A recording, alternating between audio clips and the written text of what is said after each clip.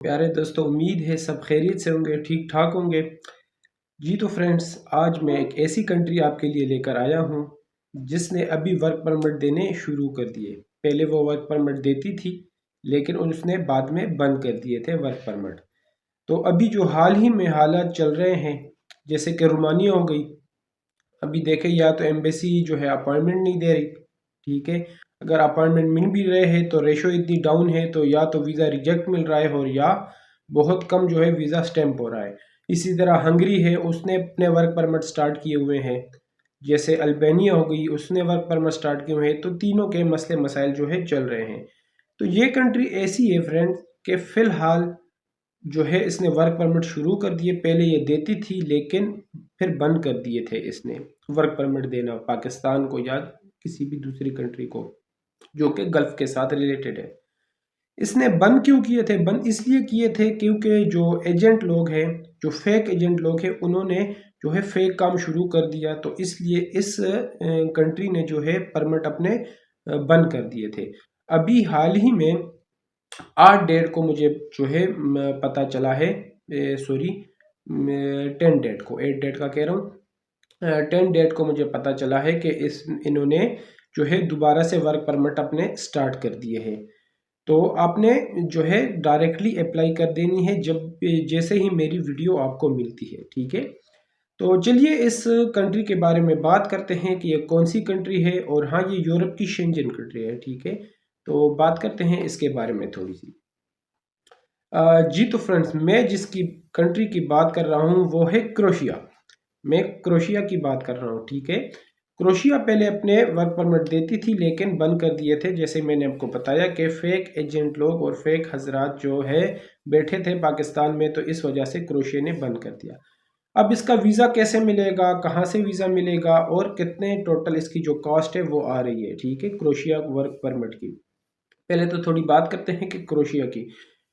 जी तो फिर क्रोशिया की जो करेंसी है वो पहले क्या कहते हैं, क्रोशियन कुना थी 1994 से लेकर 2022 तक। फिर ये शेंजन में कन्वर्ट हो गया, तो फिर यूरो हो गई, ठीक है। और इसका जो कैपिटल है वो ज़गरीब है। ज़गरीब इसका जो है वो कैपिटल है, ठीक है। सतह समंदर से तकरीबन कुछ 122 फीट की बुलंदी पर जो है ये वाक़या है। और फ्रेंड, ये एक शेंजन कंट्री है यूरोप की, ठीक है। और इसका जो वीज़ा है वो आपको कैसे मिलेगा? वो किसी भी आपको यूनाइट्स जो है एजेंसीज है वहाँ से आपको मिल जाएगा, ठीक है। कोई भी जो रियल और एथेंटिक होगी आपको वहाँ से मिल जाएगा इसका जो है वर्क परमिट, ठीक है। और दूसरी कमाल की बात बता दूं मैं आपको कि ये आपको 2 TRC भी दे सकती है। 2 TRC आपको कैसे देगी, ठीक है। 2 TRC ऐसे देगी कि रिकग्नाइज जो एजेंसीज होती है ना, ठीक है, उनको ज़रूरत हो, वो वहाँ से वर्कर ले लेते हैं पाकिस्तान से या किसी दूसरी भी कंट्री से।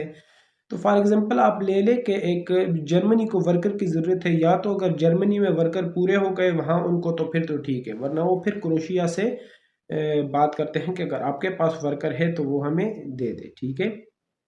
रिकग्नाइज्ड एजेंसीज होती है ना, तो फिर यहाँ से वो वर्कर वहाँ दे देते हैं। तो आप तो ऑलरेडी क्रोशिया में मौजूद हैं, तो आपको वहाँ भी जर्मनी भी आप चले गए हैं। तो जब जर्मनी आप चले गए हैं तो वहाँ का भी टीआर आपको मिल जाएगा और यहाँ का भी टीआर आपको मिल जाएगा। तो हो गई है 2 TRC, ठीक है फ्रेंड। तो फ्रेंड्स, अभी जो रोमानिया के हालात चल रहे हैं, काफ़ी मुश्किल है वीज़ा मिलना। ये मैं नहीं कह रहा हूँ कि वीज़ा नहीं मिलेगा, मिल रहा है लोगों को, अभी भी परमिट्स आ रहे हैं, लेकिन काफ़ी डिले हो गए हैं, आपको पता है परमिट्स का। तो एक कंट्री है जो कि सेम टू सेम रोमानिया और क्रोशिया में कोई ख़ास फ़र्क नहीं है। मेरे ख्याल से क्रोशिया रोमानिया से थोड़ी बेहतर होगी, इससे नीचे नहीं है। तो फ्रेंड्स, इजीली अप्लाई है। और कॉस्ट भी जो है, रोमानिया का जो फ़िलहाल जो कॉस्ट आ रहा है वो 6,500 से 7,000 यूरो के दरमियान राउंड अबाउट जो है वो आ रहा है।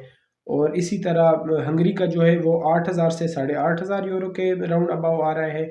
और अल्बानिया का जो है वो तो फिक्स रेट आजकल चल रहा है, जो है 7,500 यूरो, 7,500 यूरो जो फिक्स रेट चल रहा है उसका अल्बानिया का जो है वो है।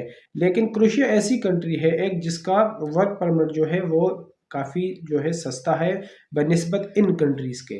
वो तकरीबन 3.5 से 4,000 यूरो के राउंड अबाउट जो है वो मिल रहा है। अगर इसको आप पाकिस्तान से कन्वर्ट करते हैं करेंसी से, तो ये तकरीबन फ्रेंड बन रहे हैं कोई 11 से 12 लाख रुपए। तो आप रोमानिया के लिए 18 से 20 लाख 21 लाख रुपए दे रहे हैं। इसी तरह 22 से 23 लाख आप हंगरी के लिए दे रहे हैं, और अल्बानिया के लिए भी इसी तरह 22 से 23 लाख दे रहे हैं। तो 12 लाख में आपको बेहतर है जो कि क्रोशिया का वर्क परमिट आपको मिल जाए। ठीक है, तो फ्रेंड्स छोटी सी वीडियो थी, उम्मीद है आपको पसंद आ गई होगी। फिर भी किसी बात की समझ नहीं आती हो तो मुझसे पूछ लेना कमेंट बॉक्स में भी या टेक्स्ट करके। और फ्रेंड्स बहुत से लोगों के मैंने जो है रिप्लाईज नहीं दिए थे, क्योंकि वीडियो लेट हो गई थी मेरी। लेट किस इस वजह से हो गई थी कि मेरी कुछ तबीयत ख़राब थी, इस वजह से मैं वीडियो नहीं बना सका। तो इंशाल्लाह सबके रिप्लाई दूंगा। मुझे पता है कि आपके टेक्स्ट पड़े हुए हैं व्हाट्सएप पे, तो जैसे ही मैं फ्री होता हूँ सबके मैं आपको रिप्लाई करता हूँ। तो जिन्होंने मेरा चैनल अभी तक सब्सक्राइब नहीं किया तो काइंडली मेरा चैनल सब्सक्राइब कर दें और बेल आइकन को दबा दें, ताकि आने वाली इन्फॉर्मेटिव वीडियोस आपको बर वक्त मिलती रहे। तो अपने भाई को इजाज़त दीजिए। अल्लाह हाफिज़। अल्लाह ने के बाद।